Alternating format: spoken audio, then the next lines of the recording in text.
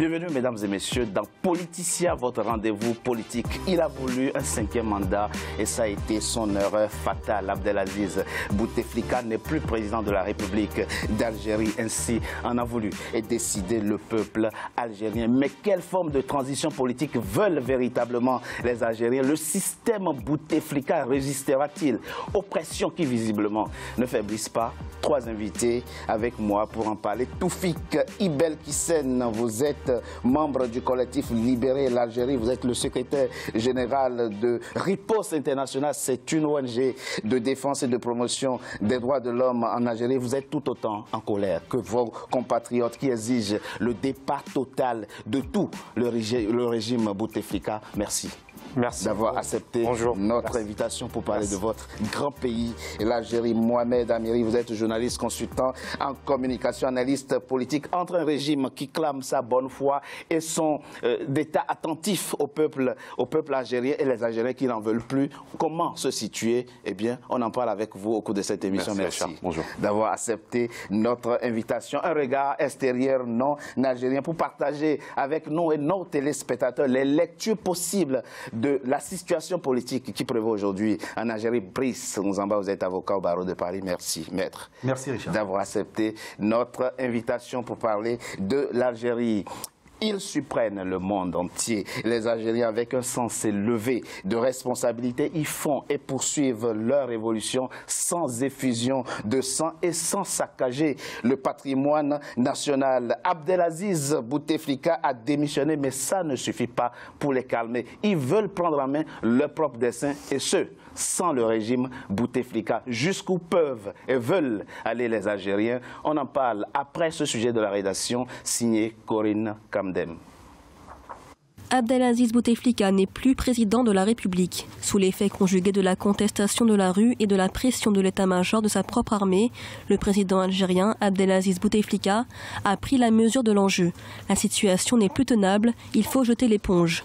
Et c'est ce qu'il fait dans une lettre adressée au Conseil constitutionnel ce 2 avril, en évoquant l'article 102 de la Constitution algérienne qui encadre l'incapacité à gouverner. Victoire pour le peuple algérien qui se montre néanmoins mi-optimiste et mi-méfiant. C'est une révolution tranquille à laquelle on assiste.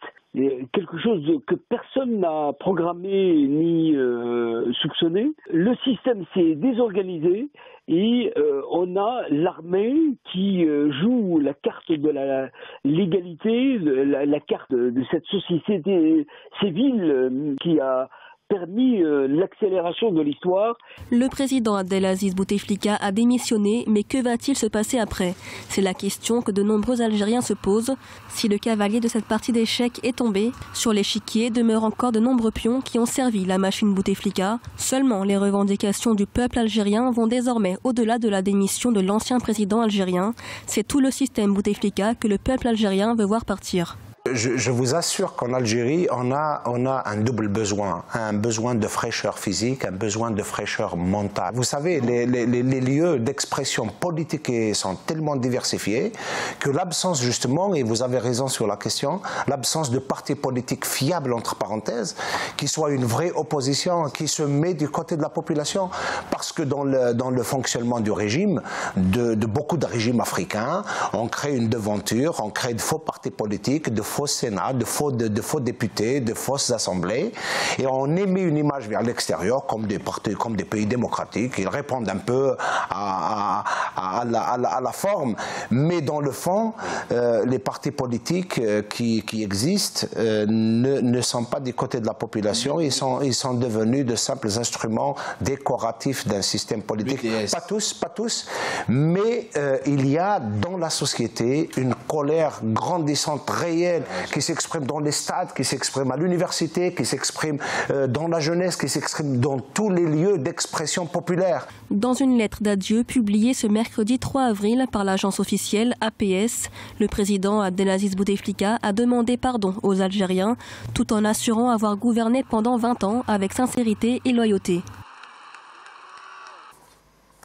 Un sujet de Corinne Kamdem commenté par Solène Duplessis. Messieurs, on a encore en tête l'histoire des séparations sanglantes entre les régimes et le peuple. On pourrait en citer plein d'exemples, mais voici ce que dit, je vous lis ici un extrait de ce que dit le président Bouteflika ce 3 avril. « Je quitte, dit-il, la scène politique sans tristesse ni peur pour l'avenir de notre pays et je vous exhorte à demeurer unis.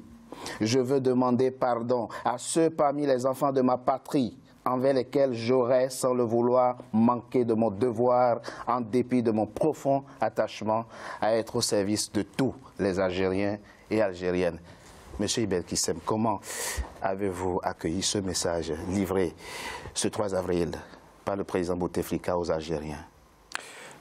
Pour moi, c'est un non-événement. Il s'inscrit dans la suite des manœuvres que ce système a menées depuis, je dirais, depuis 1962 à ce jour, pour maintenir ce peuple sous le mépris qui a été le sien après la violation de l'indépendance de l'Algérie. Il ne faut pas oublier que Bouteflika, il n'est pas né d'aujourd'hui. Il n'est pas né après 1999. Forme de sincérité dans ce message adressé à ses compatriotes ce 3 avril. Comment croire à sa sincérité? Il y a 15 ou 20 jours de cela, il a adressé une lettre où il expliquait qu'il aimerait rester au pouvoir et continuer son œuvre de dilapidation de l'argent du peuple depuis les années 2000. C'est pour ça que je vous dis, c'est un non-événement pour moi. Il s'inscrit encore dans les manœuvres de ce système afin de se maintenir avec les mêmes personnages politiques qui ont mené ce peuple vers cette catastrophe que l'on vit aujourd'hui. Vous êtes également algérien, Ahmed Amiri. Un non-événement, dit-il. Non, moi je pense que c'est un événement quand même. C'est un événement parce que ça traduit déjà une victoire de la mobilisation populaire. On sent que cette mobilisation depuis le 22 février porte progressivement ses fruits. Alors, la démission de Bouteflika arrive très opportunément au lendemain du lâchage, si j'ose dire, de l'armée, qui lui demande très clairement de déposer sa démission. Et je crois qu'à partir de là, ça marque effectivement, c'est un marqueur dans l'histoire de cette révolution populaire aujourd'hui qui se tient en Algérie. Lorsque l'armée, l'armée a envoyé des signaux depuis le 22 février, en disant notamment qu'elle rejoignait les aspirations du peuple, mais au moment où... Notamment le général Gaïd Salah, Ahmed Gaïd Salah. Oui, qui lui a dit qu'il rejoignait les aspirations du peuple, mais l'armée n'a jamais émis un message aussi ferme que ces derniers jours, lorsqu'elle a dit il est temps que le président démissionne. Ce qu'il a fait. Après, sur les mots qu'il emploie pour s'adresser aux Algériens, je vous avoue que moi, ce qui m'attriste, c'est la pitoyable sortie de la scène politique algérienne d'Abdelaziz. Mais vous êtes plus ou moins réceptif à son message. Il reconnaît avoir sans doute fait du mal à cette... Il a fait énormément de mal. Il a fait énormément. Vous savez que chacun fait l'appréciation qu'il veut de ce qui s'est passé dans votre pays. L'Algérie est riche à milliards, vous le savez. Elle l'a été encore plus par le passé. Aujourd'hui, est-ce qu'il y a des projets d'envergure? Est-ce qu'il y a des projets d'infrastructures majeurs en Algérie qui ont été mis en place? Non. Une autoroute, visiblement, qui n'emporte pas l'adhésion de tout le monde. Je ne vous parle même pas de la mosquée qui a coûté entre 3 et 4 milliards de dollars à Alger, qui est une très belle mosquée, mais il ne manque pas de mosquées en Algérie. Et je crois que tous les Algériens en témoignent et me rejoignent là-dessus. C'est surtout des hôpitaux. Brice, revenons à la genèse de la démission du président Abdelaziz Bouteflika. Tout a commencé, il a dit, par les déclarations d'Ahmed Gaïd Salah, qui reconnaît que le président n'est plus en capacité de gouverner. Alors je reconnais qu'il est là quand même depuis 2004 et qu'au fond, il a servi un peu le régime d'une certaine manière. On se souvient, le 10 février dernier, Ahmed Ouaya, alors Premier ministre, disait devant l'Assemblée nationale, l'Algérie c'est comme la Syrie, si vous faites en sorte que le président Bouteflika s'en va, ce serait la guerre civile ici. Quelques jours après, il dit il faut que Bouteflika s'en aille. Qu'est-ce qui explique ce sentiment, ou du moins cette rupture de confiance et de crédibilité tout simplement entre un régime et son peuple? Personne ne le croit. Il faut dire que le mandat de Bouteflika, c'était le mandat de trop. Moi, je pense que, rapidement, revenons un peu à ce qu'a dit M. Toufik, c'est qu'il y a des déclarations qui peuvent être sincères, mais il y a des sincérités tardives. Voilà. C'est-à-dire qu'il faut dire que le président Bouteflika il n'a pas compris quand il fallait partir. C'est d'ailleurs le cas de plusieurs dictateurs en Afrique. C'est que c'est des gens qui souvent ne sont pas informés comme ils devaient être informés, ou même quand ils sont informés, ils pensent qu'ils sont au-dessus de toutes les circonstances et des situations, et qui pensent toujours que le peuple demeurera toujours indolent, soumis, ad vitam aeternam. Et donc aujourd'hui, il faut savoir que le régime algérien, notamment avec le système Bouteflika, tenait avec une certaine participation passive de l'armée. Voilà, il faut le dire, parce qu'il y avait quand même au niveau de l'armée un certain soutien, et qui faisait que quand cet homme politique fait la déclaration en disant que si Bouteflika s'en va, ça va être comme la Syrie, c'est parce qu'il espère qu'il y aura des factions, que l'armée va se diviser, il y aura des factions, il y aura une guerre civile. Or, et là, à partir du moment où l'armée constate qu'il y a une mobilisation populaire et qu'il y a vraiment une unité d'aspiration du peuple algérien à la liberté, c'est-à-dire au départ de Bouteflika, et l'armée en ce moment-là, mais il faudrait aussi aller plus loin, parce qu'il y a aussi une guerre de positionnement au sein des écuries au pouvoir. Il y en a pas. Il y a le clan Bouteflika, mais il y a aussi d'autres clans. Vous avez raison. On en parlera. Vous avez raison de le dire, Ahmed Gueye Salah, justement. Et voici ce qu'il dit. Je fustige l'entêtement, la tergiversation et la sournoiserie de certains individus qui œuvrent à faire perdurer la crise et à la rendre plus complexe. L'armée a pour unique ambition de protéger le peuple d'une poignée de personnes qui s'est indûment accaparé des richesses du peuple algérien et qui s'affaire au pouvoir et qui veut fomenter des plans pour déstabiliser l'Algérie. On va dire quoi? Au fond, le régime est en crise. Il y a une crise interne depuis longtemps. Une crise des régimes. On a l'impression que Gueye Salah, il parlait dans notre pays. Il était où en 2008, quand Bouteflika a violé la Constitution en modifiant, en se donnant le droit de se représenter pour le 3e, et après imposer le 4e mandat à tous les Algériens, malgré sa situation et son incapacité à occuper ses fonctions. Et il était où? Il veut aller dans la logique de la Constitution, alors que l'incapacité de Bouteflika est avérée à partir de 2013. Oui, tout le monde. Du coup, vous ne lui faites plus confiance, c'est cela? Les recompositions politiques au sein de l'appareil du système, ils ne servent qu'à tromper le peuple une énième fois. Précisons quand même quelque chose, M. Ibel Kissem. Au moment où le général Ahmed Gueye Salah faisait cette déclaration, il était entouré des autres chefs qui commandaient les autres unités, l'armée terrestre, l'armée navale et l'armée aérienne. Il y a donc aujourd'hui unanimité en ce qui concerne la haute hiérarchie de l'armée algérienne. Mais vous faites quand même une différence, c'est ce que vous allez nous expliquer. Comment arrivez-vous à vous situer par rapport à la hiérarchie et à l'armée elle-même? L'armée elle-même, elle est très populaire en Algérie, elle est aimée des Algériens. L'armée, elle a assuré pendant notamment les années 90 et la fin des années 90, elle s'est débarrassée, si j'ose dire, du terrorisme en Algérie. C'est une armée qui est aimée.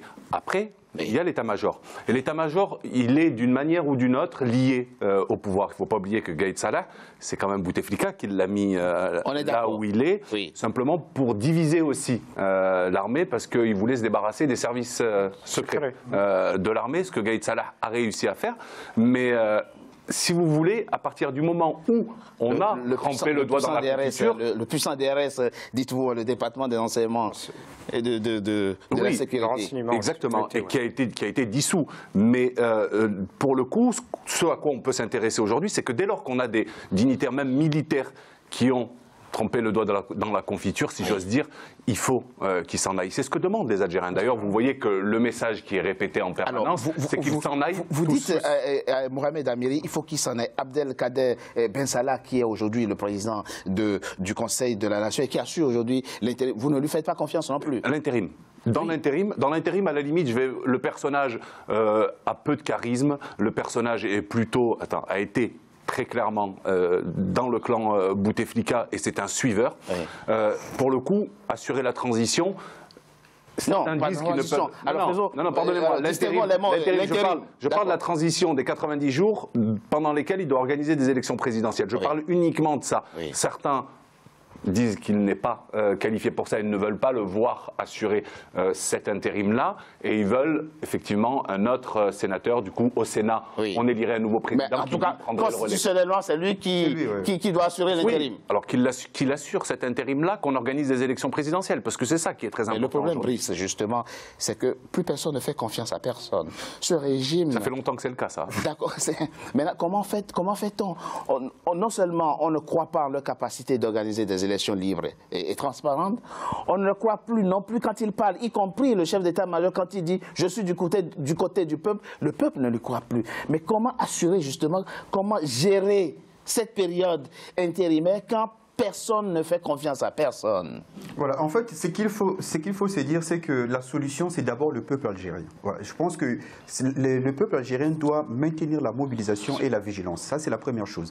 Parce que tout ce qui se passe actuellement en Algérie est simplement le résultat de la mobilisation des Algériens. D'abord, voilà, si même au sein de l'état-major, il y a des gens qui se bousculent et qui s'alignent derrière les aspirations du peuple algérien, c'est d'abord parce que les Algériens se sont mobilisés. Donc ça, c'est la matière première. C'est-à-dire que la première chose à maintenir et la pression à maintenir, c'est ça.